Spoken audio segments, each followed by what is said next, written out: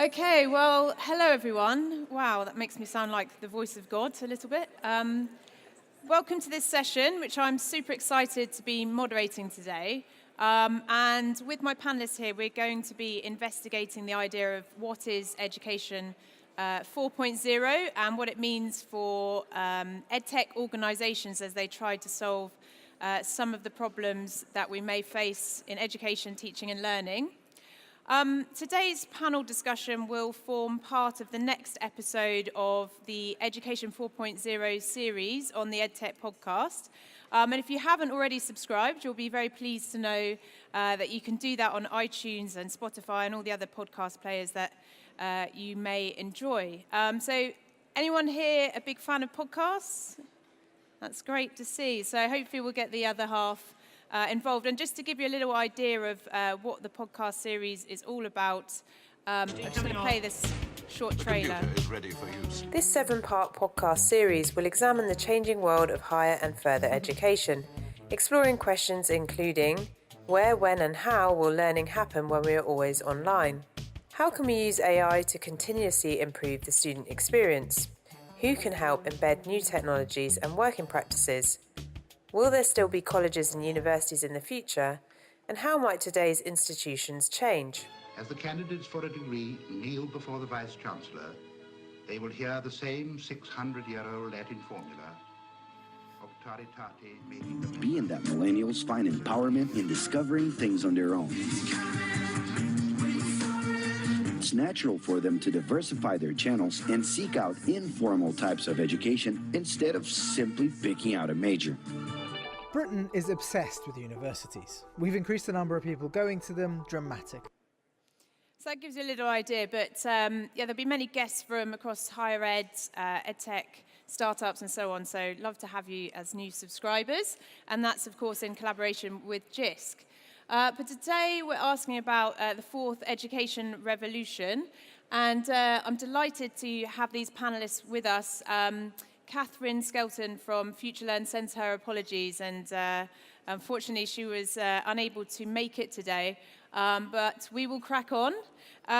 So my first question to our guests here, perhaps you could introduce yourself a little bit, what you do, and then also tell our audience here what they think, or what you think even, Education 4.0 means to you and your work. So would you like to go first, Dave? Sure. Yeah, I'm Dave Sherwood. I'm the co-founder and chief exec of Bibliotech. We work with 35 universities, some here in the UK and the US, including Oxford and NYU. We essentially are a software platform that takes textbooks from publishers, the university pays, the students get free access. So EdTech 4.0, it's a good question. I think it means different things to different people. From my perspective, it's about fundamentally changing the interaction between the professor and the student. From a very traditional, professor sends information to the student, student consumes the information, and then there's an exam. In the modern era with phones, computers, the internet, those interactions should be live. The professor should be able to keep track of the students on the go. So as an example, we enable professors to track the content usage, so the usage of the textbooks, obviously compliant with GDPR. And that's a really important piece of information that they'd never had before, and that they can get that information before the exam. And so they have this really crucial information about student engagement weeks and weeks and weeks before an examination. So if any intervention is needed or any advanced materials that need to be provided, that can be done well in advance of time. So. Fantastic. We'll come back to that idea of like learner behaviours and trends in a moment, I think.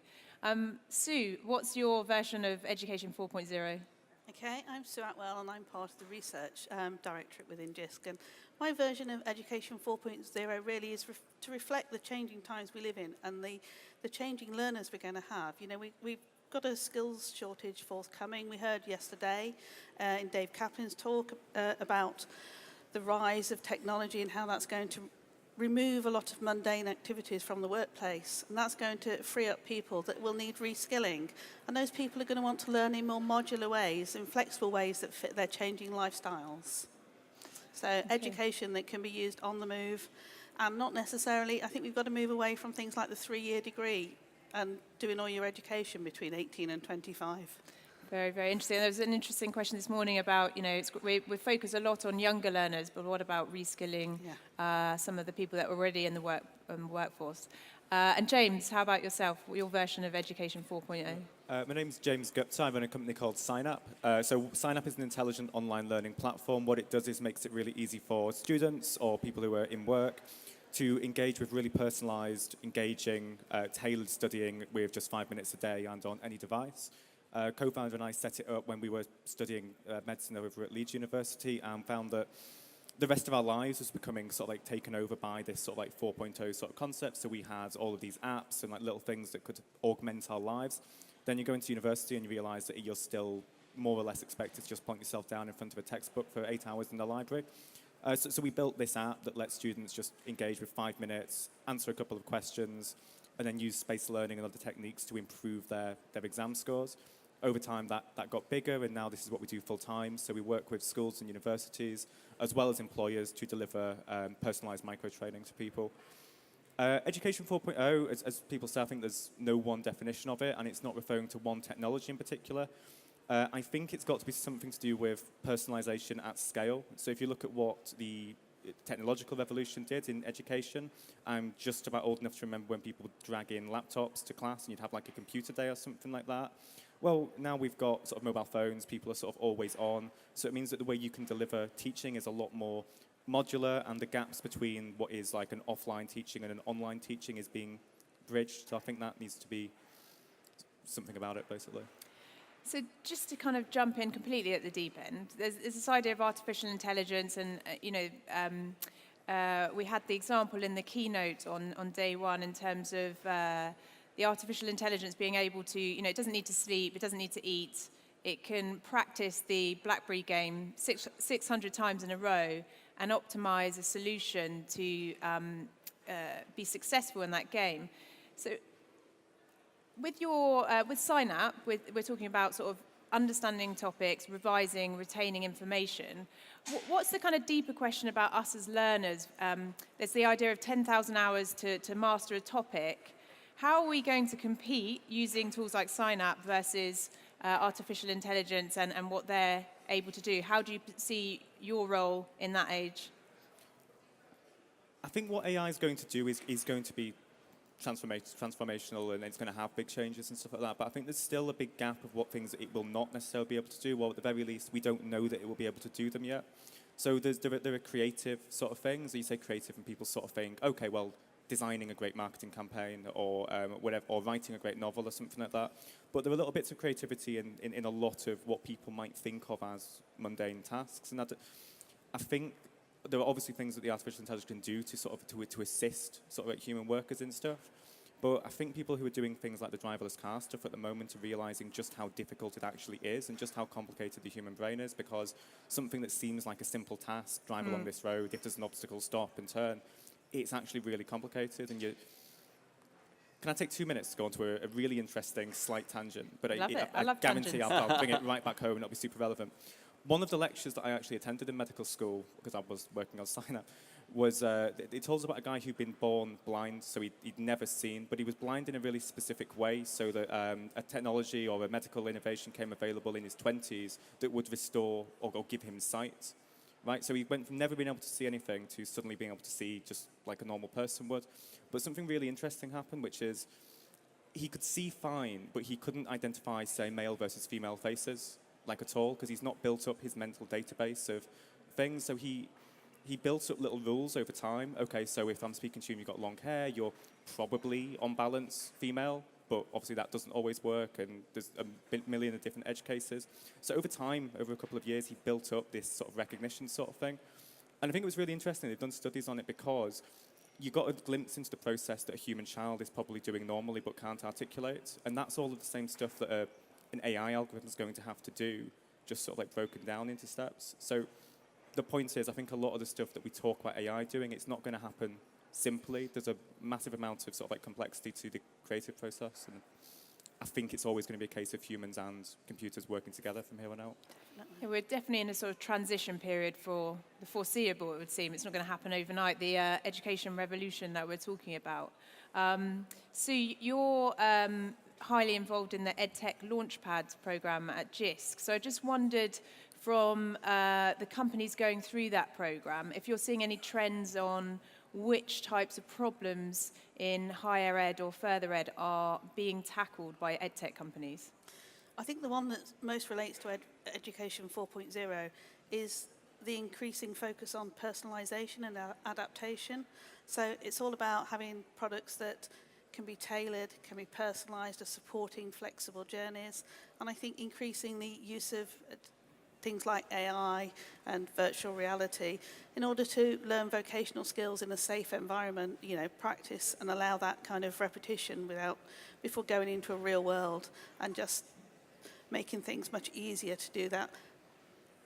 Build up that 10,000 hours to develop that learning in a more safer environment. But I think the key trend we're seeing at the moment is people are very much focused on personalization, adaptation, and making things work for the individual. I can see we've got the Ada chatbot creators in the audience, and I was highly impressed with how contextualized that is around each individual learner, Yeah. so that was great. Dave, do your analytics of your users or your learners show you anything about how people are going about learning? So what times of day they engage with the content, and to give a sort of picture of what a diverse set of learners might look like, so their behaviors and usage. Yeah, absolutely. First, the geographical spread. So despite the fact our universities are mostly in the UK and the US, obviously there are a lot of international students. So just the fact that there are students accessing the product from all over the world, you can see that on a heat map. Times of the day, as we all expect, a lot of students study very late. So we see a high usage late at night, early hours of the morning. And in terms of how they're using content, it seems to be a lot more about rapid searching, sort of taking content quickly, and less sequentially going page by page by page, which is fascinating. And I think that's telling of what's to come in future. That's quite interesting. So they'll dip into different modules as opposed to work through everything. And clearly using search to just find a definition or a diagram, take that, use that in their essay or what they're working on, and move on. So it's really interesting. Just an interesting add-on to that. They did studies of, I think, like millennials and Gen Z, and they found that our brains are literally sort of rewired, so we're now more likely to remember how to find something than what the actual piece of information is, because we can sort of assume that it's always there and we'll be able to find it. And, So a question to whoever wants to jump in. A lot of the chat around EdTech and Education 4.0 is about optimizing processes or learning.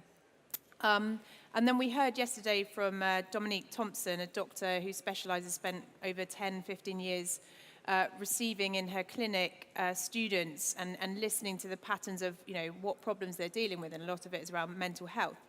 And her kind of, I suppose, message was, perfectionism is not something to necessarily go after, because it puts a huge amount of pressure on us. So I just wondered what the tension is and how you're trying to deal with that in your product development between, on the one hand, wanting to optimize everything, so for the students' benefit, and then also dealing with the fact that, humans are a messy species and things aren't always as clean-cut as we would like them to be.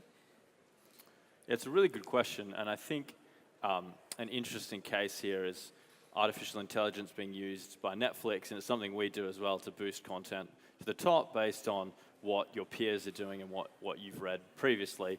And Netflix have run into a bunch of problems where essentially the artificial intelligence is biased, and it would show a film to different racial groups with different covers in order to get them to click on the film and watch it. So I think by doing these optimizations and specifically letting the artificial intelligence algorithms make their own optimizations and relevancy rankings, we run into a series of moral issues that are not easily solved by computers and need deeper thought.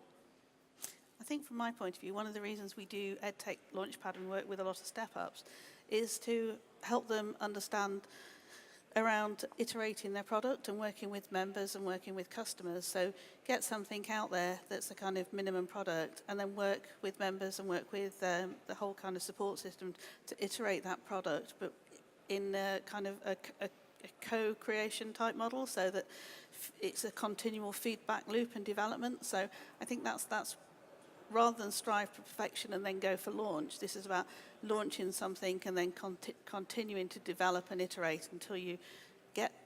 You may never get to final, actually. You may just continually develop all the time and never get to the end. It's continual learning, continual development, and continued technological changes. And it's an interesting one because I saw, I think Google have just launched, you can now search for your course. So if you're thinking about going to university, they've launched a kind of a service where you can search for your university course that would be best for you. And, so we're using artificial intelligence to define who we date, define which courses we should take at university and everything in between. And at the same time, we're saying, well, we need to develop critical thinkers and people who can ask questions, but we're outsourcing that, ability. So there's a fine line, isn't there? And what's it based on? So one of the concerns I would have about sort of like Tinder and sort of that approach being applied into other fields is, how does Google know what sort of like career that I'm going to do? Like, I'm sure I could take a personality test or a strengths test or something, and it would suggest software developer, medic, or something like that. But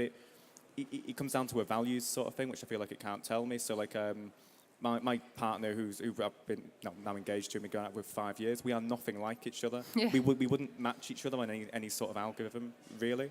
But I feel like it's that sort of like complementary nature, and sometimes you're not looking for the thing that's the most obvious part. I did one of those years ago. It told me I should be a nurse. I'm the most least suited person to be a nurse you've ever known. I got TV aerial erector and journalist when I was at school, but I grew up on the Isle of Wight, so that's another story. Okay, any questions from the audience before I jump back in with some more? I know you'll be sat there and you'll be thinking of your own questions, so don't be shy.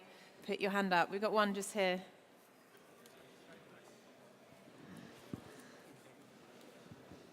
One of the things that's concerned me recently is the decision by the OpenAI team to stop GPT-2, which is the extremely terrifyingly good chatbot.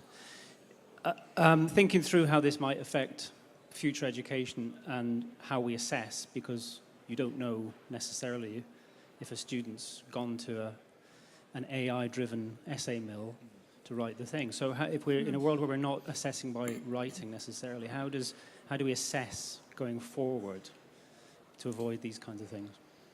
Let's say you need multiple small assessment points, so you can build a composite picture of how that student's doing. Like, going to your point on perfectionism, perfectionism is a great thing to sort of like aim for. Outside of academia, it doesn't really exist because you've always got time pressures and opportunity costs and stuff like that. So I think part of the challenge that education's going to have to face is it creates these sort of like artificial assessments. I'm not saying that they're bad, it needs to do that. But then if you say that there's one exam here and a significant chunk of your life after it depends on it, people are going to try and cheat, and technology means that it's going to be very easy for them to cheat. So I think it's going to just have to be not relying on 1 or 2 points of assessment, but a combination of like speaking to the students and their engagement with the course over time and improvement or something like that. I think very much. Assessment reimagined is one of the things that we've been thinking about. But I think it's very much, for me, it's a move away from that, that long course and end of examination, and more micro-credentialism and things like that. So you're getting credit for things as you learn them, because some of the skills, they're going to be quite short courses. You can learn skills and competencies and evidence and embedding those as you go along. So that it's about, continual assessment, but not necessarily assessment as we know it now. So you couldn't really fake it without actually going through all of that process. So by trying to fake it, you'd actually end up being quite a competent individual. So it's quite an interesting one as well. How many people here have been in the Natalie 4.0 experience? Okay, about half. I mean, how many people here have been in the Okay, so there are parts of that. So I suppose it's envisioning, I think was it 10 years ahead? And, you wake up and then immediately you're told how many credits you need to make sure that your grade is really good. And, I think there were parts of that are really inspiring. And then there are parts that I think, wow, I'd feel so overwhelmed already. I've just woken up. I need a cup of coffee before I can even... And we sort of monitor that at the moment. So I think, it's just interesting to kind of, question just because we can do it, we don't have to do it kind of thing. On that note, my next question. So a lot of people here will be from higher and further ed in the audience. Getting to Education 4.0, there will be there'll be growing pains, as it were. It won't be easy, and I'm sure many people here are experiencing that within their own institutions. So what are the kind of, what's the feedback that you're getting in terms of what are the challenges in actually getting to, this education revolution and kind of making things more personalized, and what are the kind of the pushbacks that you're receiving from some of your customers, essentially? I think the main thing we hear from universities, and keep in mind we work with textbooks, so it's a specific part of the university, is obviously money is a big one, and most university budgets are shrinking slightly, and time and the ability to implement something. And in most cases, software seems fairly easy to implement, like on-switch type thing, but in reality, there has to be some marketing done around it, so there's awareness. There has to be certain workflows adjusted and changed, maybe processes changed, contracts put in place. So really, I think a lot of it has to do with the opportunity cost of the time of the administrators and whether they have the bandwidth to take on new projects. I think definitely, from my perspective, there's a big appetite out there to try new things within the constraints of time and money. I completely agree with that. I'd just add as well, you basically got to sell a solution to the universities. You're not just going to go in and get people to sign up themselves and stuff.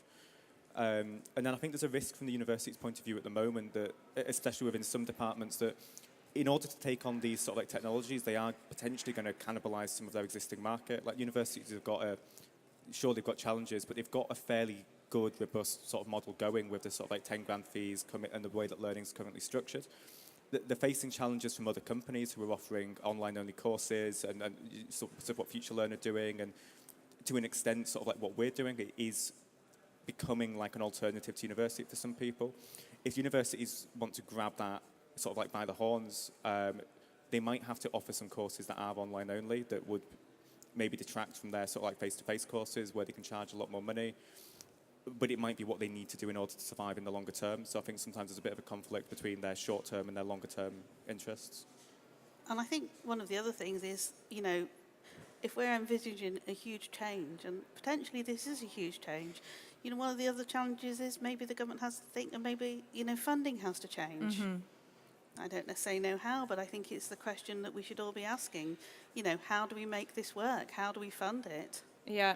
That's a really interesting point because, we are seeing some of these new universities pop up like NMITE or NMITE in Wales and the London Interdisciplinary School.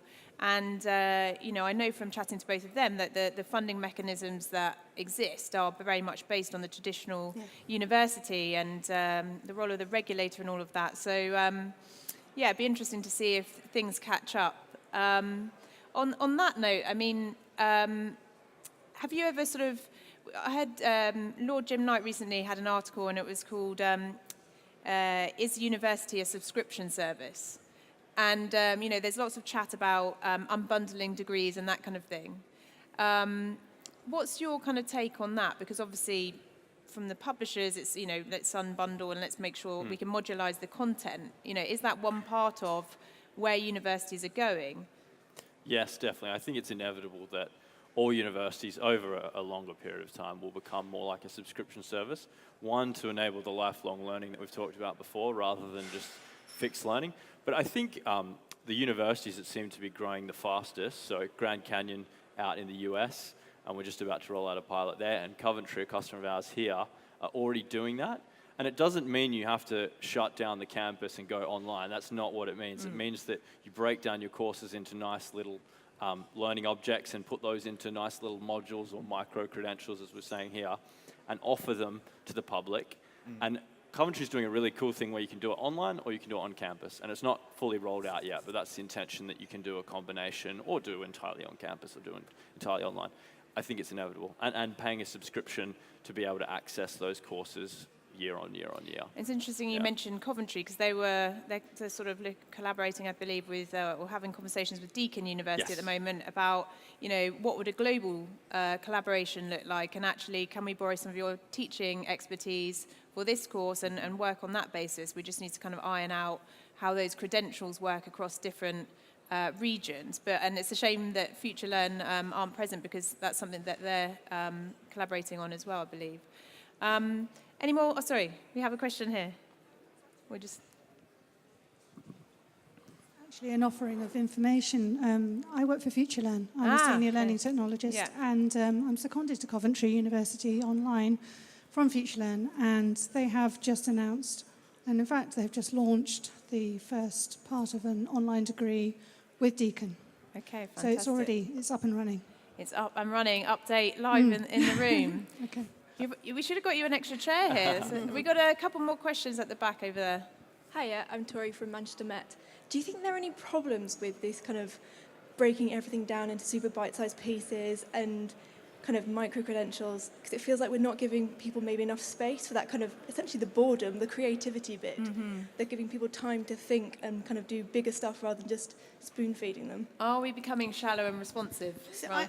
I think it's my version of that. I think, you know, this is the personal and adaptable part of it. I think some people will prefer, you know, short and sharp pieces and other people won't. I think, you know, this is not about one size fits all, and that's the change we're moving to, so that there's a whole range of pick and mix options for what's suited to, I mean, and also it's not just what's suited to you, but it's what's suited to you at that particular time of your life.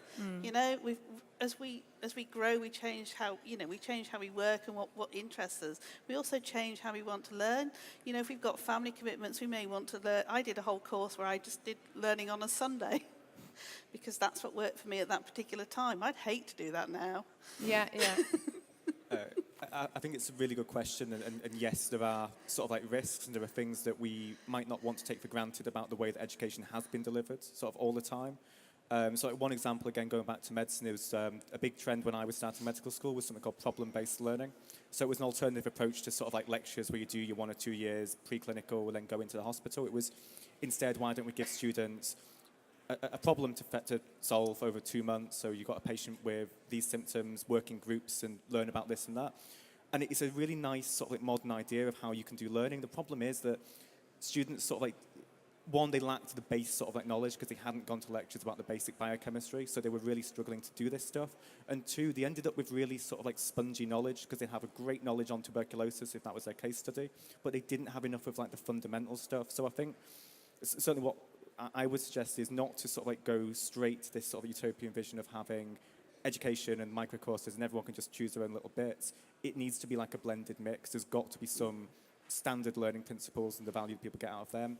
But if we can offer people a little bit of flexibility on this side, the ability to choose, I think that's probably best of both worlds. But it's a really good point. I'll draw the attention to the analogy of the novel. And I think for a number of years, people have assumed people would read less of the novels and purchase less of them. And in fact, that's not the case. Actually, people are purchasing more. And even the print novel sales are going up. So I think that's really fascinating. But clearly, consumer behavior is moving towards clickbait. If you look at the BBC app, their news thread is absolutely terrible. And I think that's a good example of how good journalists and good content can be pushed into meaningless bite-sized pieces that don't communicate any knowledge. I like that point as well, because I feel like whatever the trend becomes, we are quite good at rallying against it. So like, you know, with digital and then vinyl going up. And I heard recently that we're having a big influx of students choosing liberal arts subjects in the UK. And I don't know, I can't verify that, but if that's the case, you know, everything's about STEM, but that's happening. And I don't know, it's in our nature not to go along the rails too much, which I think is a good thing. And I think you realise what you missed about the old thing. So I think vinyl wasn't a big thing when CDs were there because you could still see an album cover and stuff like that. But as soon as it became digital-only, streaming, subscription, I think the point of vinyl was people wanted to see their music like a little bit. And no one would have predicted that.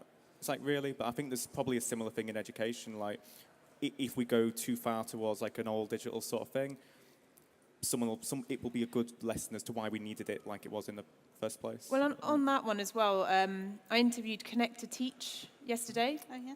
And I think that idea of, so what they do is they connect students with industry experts. And I think we're going to see a lot more of this kind of mentor-based education, especially as universities sort of transition towards perhaps more the kind of interdisciplinary and getting students into the workplace. Yeah. There'll be people that help them make that transition as well. So we hired our first developer who's not one of us over like 6 months ago. And we looked at computer science grads who'd done 3 or 4 years at university, And instead, we went with someone who'd gone through a 3-month boot camp. It cost us 2,000. It cost her 4,000 to put herself through. And she came out knowing more and being able to plug into the organisation quicker. So that's what universities are going to have to compete with in order to... Well, on that point, 2 universities, Bath being one, I think Surrey is the other, essentially make placements compulsory, and their employment rates and the average salary coming out of university is much higher. And I'm sure you find that hiring software engineers and salespeople is impossible to do at the graduate level. They need some experience, and simple placement programs like that can be tacked onto a liberal arts degree. Yeah. And you have a liberal arts person as a software engineer. That's why Connect to Teach they were one of our winners of our startup competition yesterday, because getting that industry expertise in is just vital.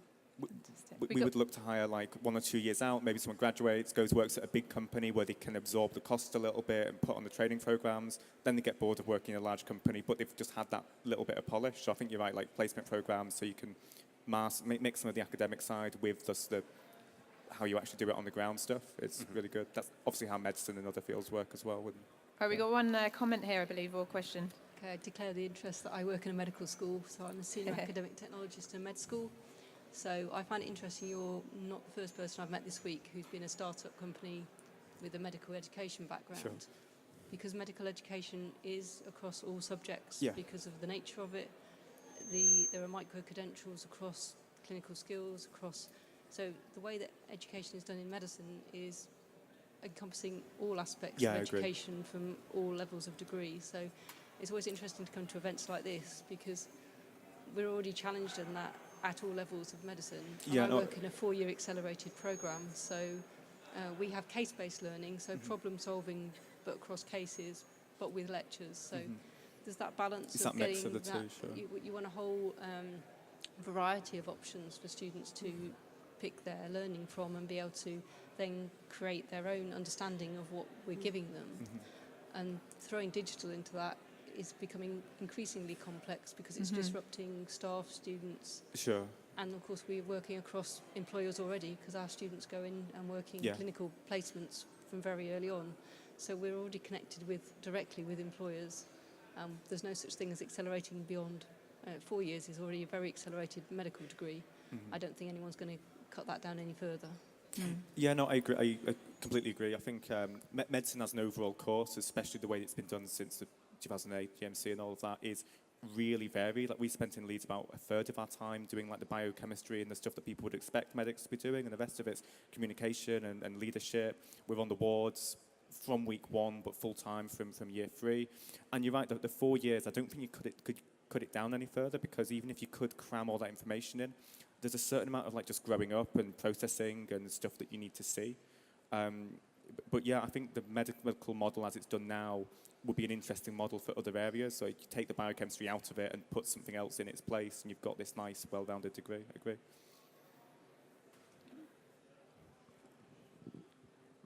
I have a question this time, which is about degree apprenticeships and the role of Education 4.0. I'd be interested to hear what the panel have to say about that.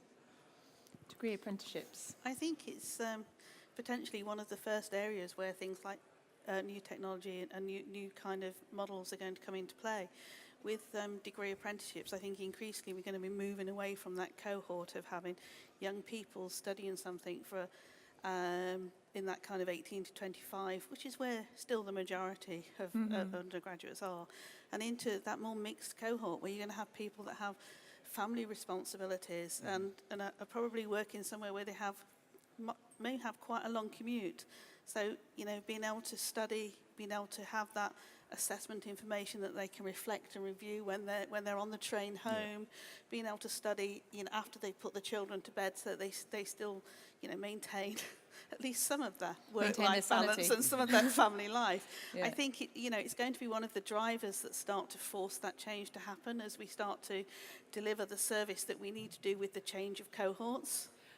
It's interesting. I just wrapped up about 40 interviews with university CIOs and equivalent and senior management at universities. And when I asked them about 2-year degrees, they were far less interested in that, but degree apprenticeships they were taking very seriously. So that's kind of how it seemed to weigh up. We have another question here, and then one at the back after that. I just wanted to ask the panel what you think about Education 4.4 around automation and robotics. So if you think automation and robotics is going to consume all of the jobs, what does education look like? If AI and robotics are going to consume half the jobs, what does that look like? And what does education look like if you think they're not going to take any of the jobs? So I guess some different future scenarios. We need Martin over here. He's busy having a chat over there. I think for me, I very much like Dave Coupling's point of view yesterday, that this is about man plus machine. And I think, you know, it's about automating those repetitive, mundane tasks and freeing up people, particularly teachers, lecturers and people like that, for the important one-to-one activity where it's about student support and making the difference. So freeing people from the tasks that can be easily, you know, automated or AI can do, and deliver the difference. But I don't see it as, you know, the machine replacing the person, because I think it's important both for just ensuring that continual student development. You know, we're people, we like to talk to other people, and I think that's a crucial part of how we interact. But also, you know, that's how we can test I think, what we think and how it's right, by having that kind of interaction on a face-to-face basis. It might be face-to-face virtually rather than face-to-face sitting in a chair opposite each other, but I think that interaction with people is not going to go away. I think there's that really interesting and quite horrible case study recently where, you know, the poor man was told that he had a few days to live through a robot. Yeah. Through a robot. So, I mean, they were sort of face-to-face virtually, but I think it's starting to throw up scenarios where that's just not like the etiquette.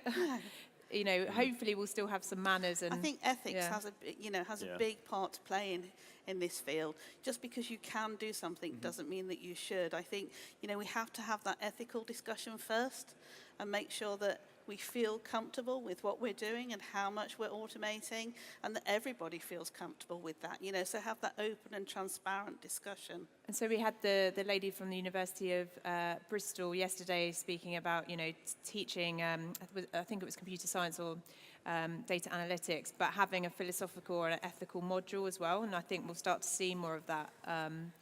You know, there's the AI standards body as well, and they're trying to put forward this idea of a developer that would come up with some of your apps and platforms and services, but again, they have that idea of pedagogy. So they also do the educational training part of it, pedagogical understanding, so that when they're developing, it's not, you know, from one perspective or the other, it's both. Any other questions? We've got a couple. Don't know where the microphone's gone. Oh, sorry, we've got one over here as well. Can we take this one first, and then we'll come over here. Hi. I just wanted to know your thoughts on how we deal with the skills gap between students coming in unable to kind of access this technology because they've not had the opportunity when they were younger, so that they can actually access Education 4.0. That's a great question.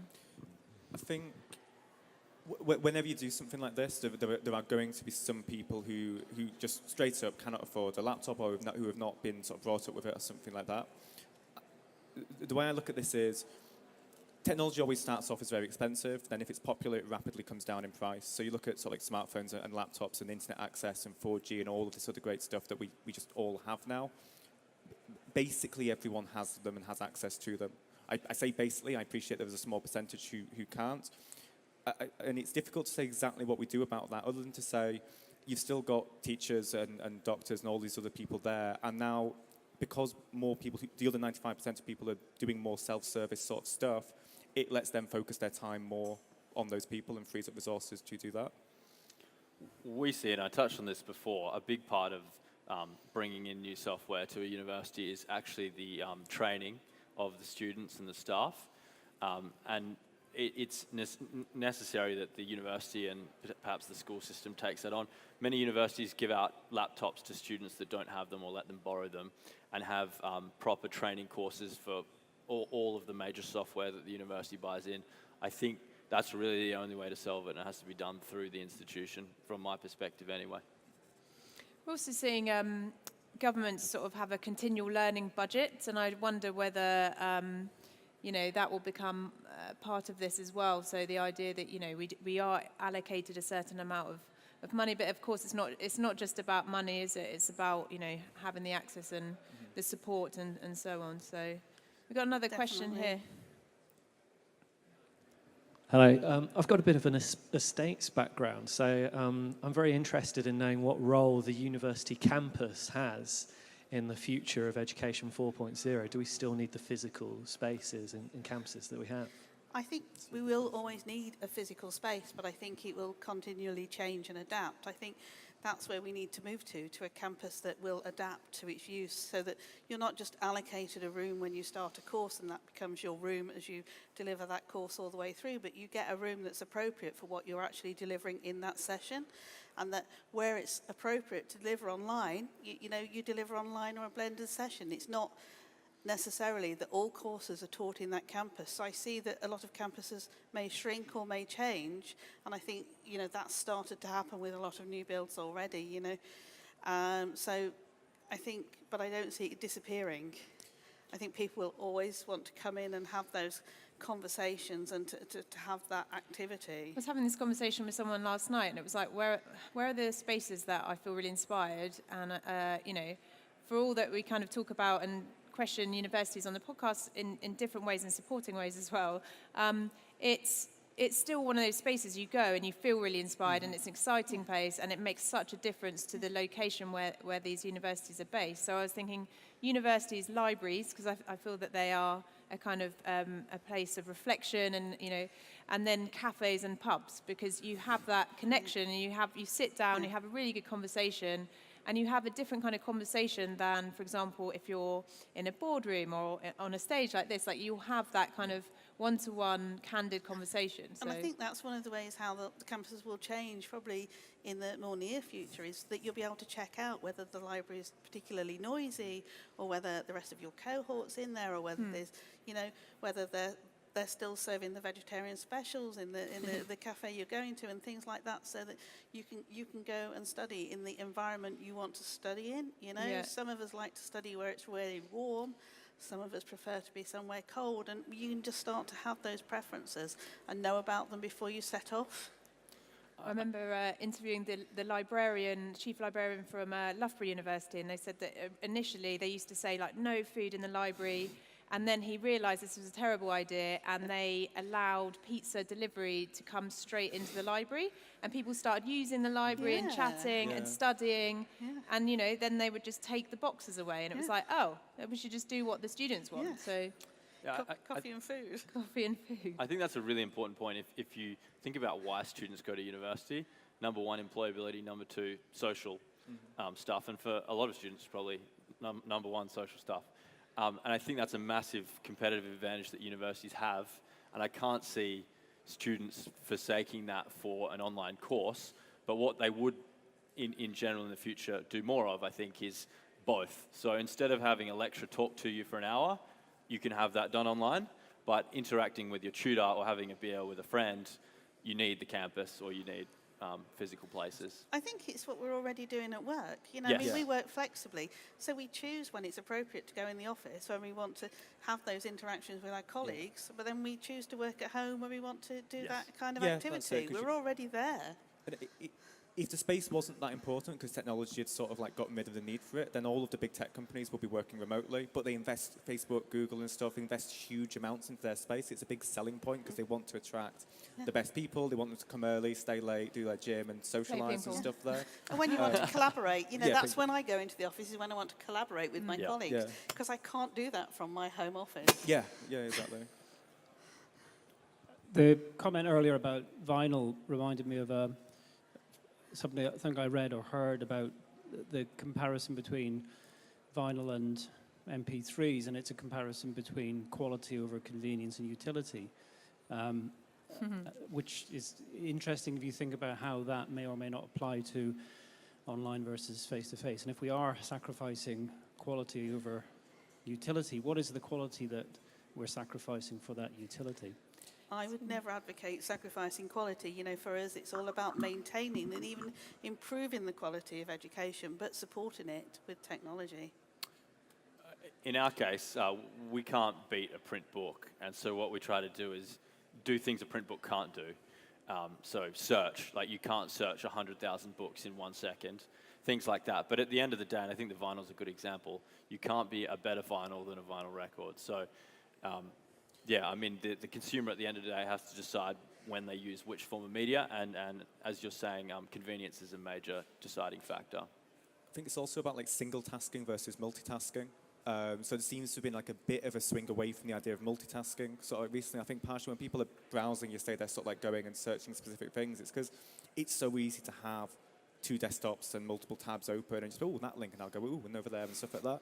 But then when I'm on a plane and I don't have internet access, I really quite like it because I've got one book, and even if I think, oh, I've got to stick to that. And I think that's partially the vinyl thing, because you buy it and you stick it on, and it's such an effort to change the needle that you often end up listening to the whole album, where if you're on Spotify, you just jump between. So I think it obviously is partially about the quality of content and stuff like that, but it's also just encouraging people to engage with it in a deep way. And like, so one thing I really like about podcasts, and the reason I think they're so popular at the moment, is they're the only type of like long form content on the internet that people really listen to, because you can do it whilst you're driving or ironing or whatever else it is. So you end up having these big sort of like 2 or 3 hour conversations, whereas the rest of the internet is 140 characters. So Thank you for bigging up podcast. So we've got one question here, and then we'll take the one at the back as well afterwards.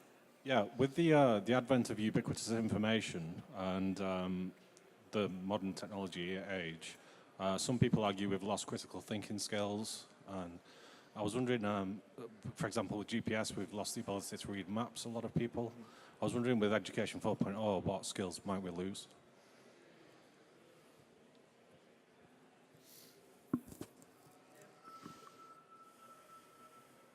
I think you will lose some skills. I think you're right. So map reading is an example, because whether or not you actually literally need to read a map anymore, it's a helpful skill to have, and it's sort of like a good process to go through in terms of sort of like just knowing bits about the world and stuff like that. I think we will lose some stuff, and I think we'll gain some stuff as well. I'm aware that's a complete non-answer, but no one else is saying anything. So I think your statement earlier, James, that people now know how to find things, but they don't know them. I think the depth of knowledge is decreasing a lot, and one of our chemistry lecturers a long time ago showed an example of if you memorize the periodic table, and students today just they don't know the periodic table. There were certain discoveries that were a direct result of knowing the periodic table, every single element on it. And I think perhaps we're at risk of losing certain discoveries or critical, I suppose, conclusions because of a lack of a deep knowledge. Or I guess becoming reliant on the technology, so not knowing how to work a map works great until you run out of Wi-Fi or the servers go down or something like that. So it's probably just a risk of the knowledge becoming too dependent on a particular piece of technology or something like that. And that's often when you do rediscover those skills. You know, when they kick in when you're halfway up a mountain in Wales and nothing's working, you know, is when you start to realise that these skills have meaning, and then you make the concerted effort to regain them. And I think, you know, there is going to be an element of that. You know, we churn these. I think, you know, we think something doesn't work and we don't need it and get rid of it. And then we realise, because it's not just about learning, you've got to keep up with it. And this is really important, and we need to learn it. So I think, you know, there is, as you said. I like that when I go camping or something, for example, because you're suddenly actually sort of exposed to the elements, and you've got to plan when you eat and where you get your water from and stuff like that. And it's like, oh, not everything is on demand. Have an island in New Zealand where you take all your stuff for a week, and you soon learn that you know. Yeah, once a year, of course. That's how we solve it. We send everyone to New Zealand for.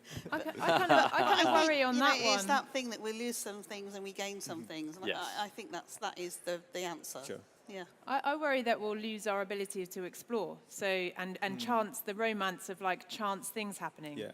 So you know, for example, with using Google Maps. If you use Google Maps, you'll be put on a road, and it will largely be like a main road. And those tend to be quite boring. But if you take a turning and you go down a lane, and, you know, you probably have to reverse, and that'll be highly irritating. But, like, it will be, you know, you'll have a different experience. And through these kind of chance encounters. So I think the idea of, like, making our own decisions. I think we should just be conscious about that and Sorry, I exploring. was laughing because I used Google Maps recently in Cardiff for a 25-minute walk, and it took me 2.5 hours, and I walked 4 miles because it doesn't always work. No, and that's the thing, it doesn't always know. Any other questions? We've got one just here, I think. Prince. Sorry, could you repeat that, please? So at the conference, there's been a lot of discussion about building students that have skills that are defined as employable skills that business want. And I was just wondering whether there should be more push back from education on skills that are important but not necessarily add value either to the student or to the business. So in terms of things like data ethics, which Miranda Mowbray was talking about yesterday with a really interesting workshop, and whether in the environment of switching to MicroMasters and modular education, whether we should still push compulsory modules that students don't necessarily think they might need but will be important. So something like philosophy, for example. Or just individual concepts like data ethics. Okay. Yeah, so this idea that is education, the discussion around education becoming too transactional and too tied to industry? Well, I think there's a lot of assumption that jobs go from driving vehicles to writing code, but actually the jobs like writing code that are the most predictable will be automated at some point. And it's the human interactions and human interactions tied to philosophy, to ethics, things like that I think would be very difficult to automate. So yes, we absolutely need to do them. Should they be compulsory? I don't know, but I think it would be good if most people did some general sort of philosophy, general science, general English. Definitely, I would agree. I think that's where the jobs of the future are going to be, because as Dave said, coding, yes, that can be automated. Writing and making the decision about what is ethically right cannot be automated. That needs people. You know, people need to retain those skills and use them. I read recently about this idea that, you know, if you're buying your Tesla car and it has to make a decision about, you know, whether it runs over one person or hits two people, and then you would choose your AI based on, I can't remember what they termed it, but it was like altruistic AI, which means that you die and the other people don't, or like this other version of AI which protects you. And people said that they liked the altruistic AI, but when it came down to it and they had to sign something, they were like, no way, like I'm having this other one. So, but you get like different flavors of this as well. So, I think there is a benefit to a well-rounded sort of education. I think one of the roles of universities is to have an opinion on what some of the compulsory topics should be and stuff like that. Now, if I'm looking to employ someone who's done a computer science course and I just want them to write code, they'll be on more than minimum wage, but minimum wage in the UK, just cost of living means that it's always going to be more expensive than just outsourcing that to China or something like that, or Ukraine or wherever else it is. So I think what universities should be trying to do is not produce, sticking to the coding example, not just produce people who can just write 1,000 lines an hour or whatever it is. You're trying to build up future leaders and managers, people who can run a team, speak to a client and all of these sort of things. And I think the best way to do that is probably to have a rounded education and then to start pointing it somewhere. As to making specific things sort of like compulsory around data ethics, I would stick to like the broader topics, saying about philosophy or all the things like that, rather than going into particular topics of the day, because students can always find them and I do want to add a caveat. I do think most degrees are too far removed from the job market.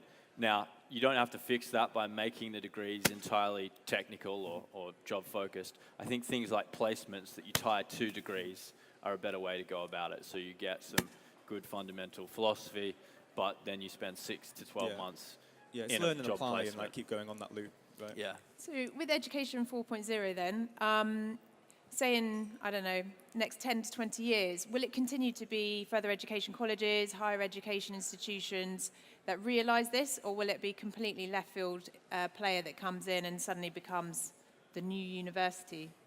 I think both. I think universities have such strong brands that I couldn't see Oxford, for example, that brand, even if they're the last to jump on the online bandwagon, I'm sure they'll still be fine. And I think that the universities moving online now, Coventry, for example, are clearly taking a lot of the market. So there'll be those players, and then you'll have some newer entrants. And I think it comes back to whether the individual is willing to take a bet on a random, untested brand, some online company. And my guess is no, they prefer to go with the tried and true universities. So the universities will eventually be the ones doing this. But there may be less universities. They might consolidate a bit. I think it's going to be a mixture of both, and I think, you know, the whole nature of it's going to change, and I think it already has started to change. I think, you know, we're starting to see many more college-university partnerships and, you know, university college partnerships and that kind of flow of people between the two. And I think with new entrants will enter the market and will add to that, but I think we will always have that mix.